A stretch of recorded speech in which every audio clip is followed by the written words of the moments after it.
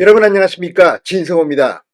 오늘 한덕수 대통령 권한대행이 6명의 헌법재판관 말고 3명의 추가 임명은 여야가 합의하지 않을 경우 못하겠다고 했습니다. 자, 그래서 당분간 헌법재판소는 6명의 헌법재판관으로 운영됩니다. 내일 윤석열 대통령의 탄핵심판 첫 번째 변론기일도 예정대로 하겠다고 했습니다. 그러나 내일 윤석열 대통령 측은 변호인도 참석하지 않을 것이 분명해 보입니다.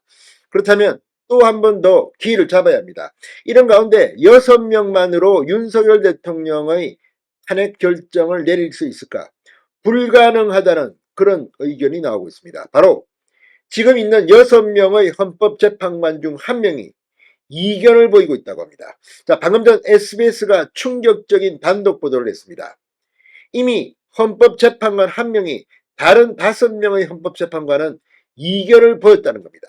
따라서 한덕수 대통령 권한대행은 임명을 거부했고, 만약에 헌법재판관 3명이 윤석열 대통령 헌재 심리 동안 추가되지 못한다면 윤 대통령은 180일이 지나서 탄핵 최종 결정을 내리지 못하고 기각될 가능성이 높아지고 있습니다.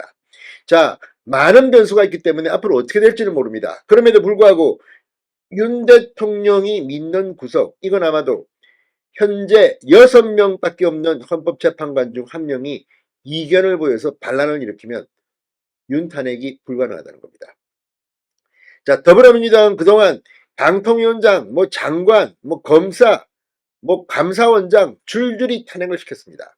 그리고 직무정지 상태에서 헌법재판소의 심리를 마비시키려고 했는지는 모르겠지만 국회 추천목 헌법재판관 3명을 추천하는데 소홀했습니다. 그러다가 윤 대통령의 탄핵소추안이 국회를 통과하자 급하긴 급했나 봅니다.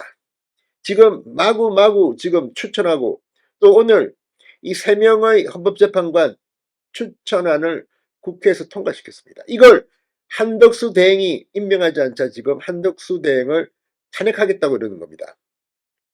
이런 가운데 나온 SBS의 보도, 지금 이재명은 아니 콩안에 졌는지도 모릅니다.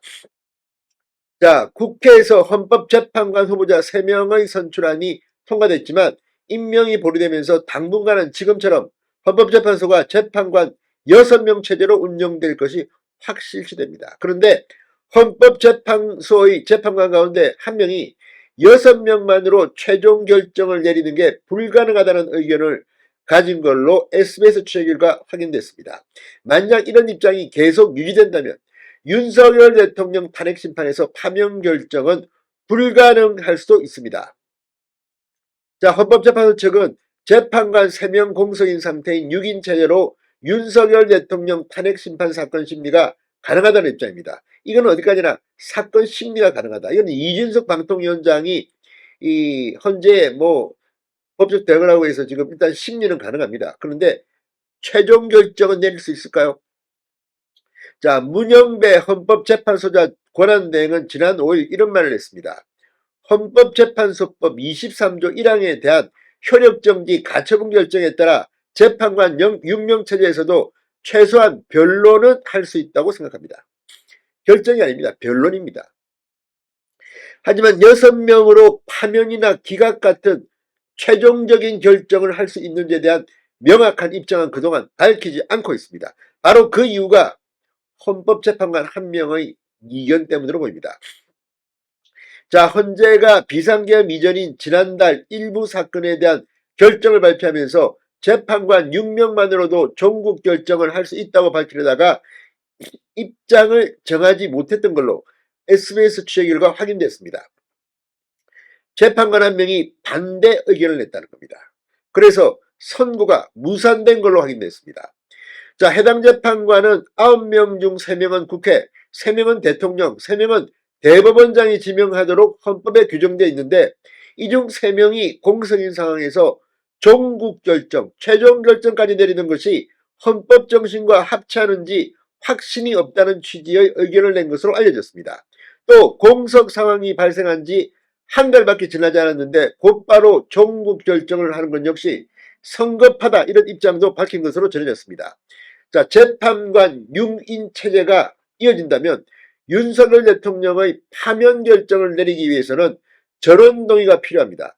해당 재판관이 어떤 입장을 밝힐지에 따라서 윤 대통령 탄핵은 기각될 가능성이 높습니다. 자, 해당 재판관이 이런 입장을 그대로 유지한다고 가정을 하면 윤석열 대통령의 파면 결정은 심리 내용과 무관하게 불가능할 수가 있다는 겁니다. 6인으로서는 못 내린다. 최종 결정은. 자, 헌법재판소는 내일 윤석열 대통령 탄핵 심판의 쟁점과 증거를 정리하는 첫 번째 변론 준비 기일을 열 예정입니다. 윤 대통령 측은 물론 안 나올 것으로 보입니다. 이런 가운데 6인 체제에서는 최종 결정을 내릴 수 없다는 헌법재판관 한 명, 이게 누군지는 SBS가 밝히지 않았습니다. 이 사람이 이견을 계속 낸다면 윤 대통령의 탄핵은 불가능해 보입니다. 진성호의 융단 폭격이었습니다. 여러분 감사합니다.